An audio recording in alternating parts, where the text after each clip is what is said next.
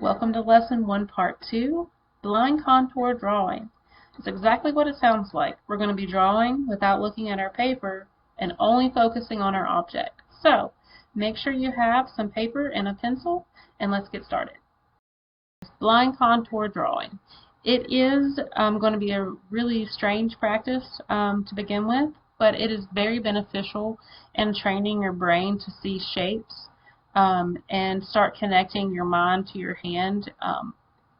It's just going to come out looking really funny to begin with, and maybe every time, but you should still be able to see somewhat of the actual shape of the object you're using. So what we're going to do is I have two objects that I am going to practice and show you how to do this blind contour drawing. And after I practice it, I will put a picture of my object up for you to be able to see larger and for you to practice yourself. I'm going to try and verbally step you through what my mind is seeing as I draw this so that you might be able to think about it easier as you're drawing yours. So, and then after this, after we practice both of these, you all are going to be challenged to look around the space you're in and find at least 3 other interesting objects to do a blind contour drawing of. And I want you to practice doing either a pet or a person. And I do think you all should try these live. Like, you should have a live model in front of you, and they don't have to know that you're drawing them, because you're going to do it pretty fast, and you don't have to like ask them to sit still or anything. So you're just going to look at them and try and draw their features in while you're staring at them. Okay, sounds kind of creepy, but I promise it'll be beneficial. So here we go. What we do is, when you do a blind contour drawing, you don't look at your paper and you only look at your object.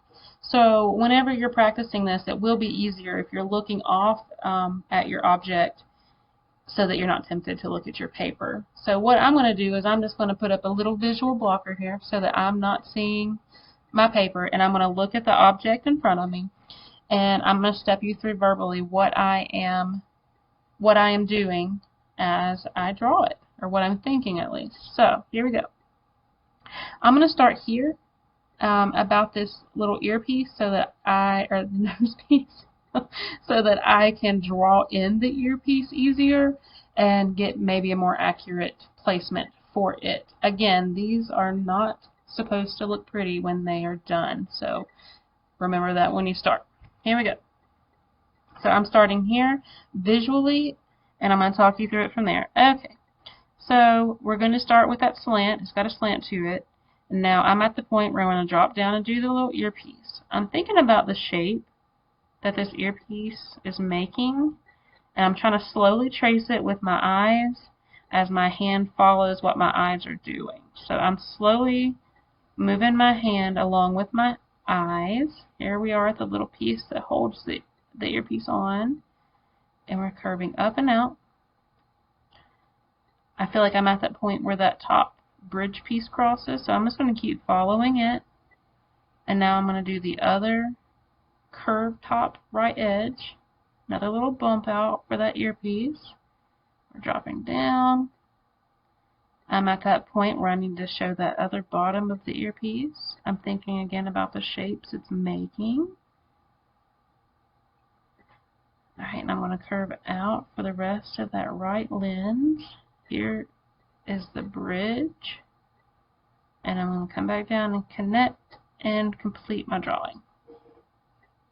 I've seen worse. I have seen worse. Okay, so again, this is nowhere near perfect, and I have never done a completely perfect one of these. I've done some that were more successful than this, but again, every time I do it, I am also training my own art brain. So that is our first practice. Well, I'm going to go ahead and switch over, and we're going to go to our second one. I love to do a pair of scissors. So scissors to me just have such a distinctive shape. I'm actually going to open them just a little bit to have a little more, so to be a little more interesting.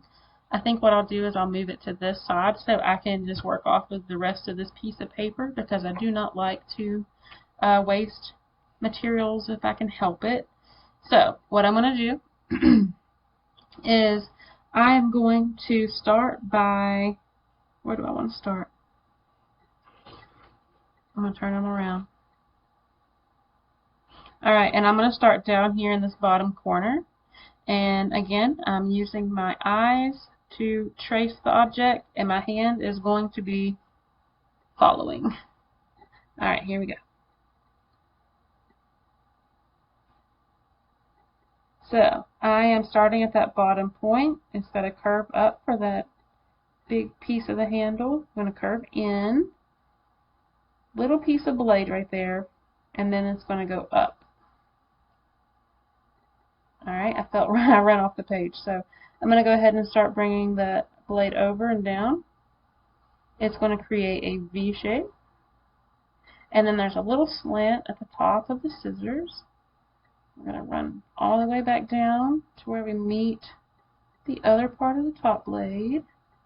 I can see a little bump up where the handle comes into play. Curving around for that thumb hold.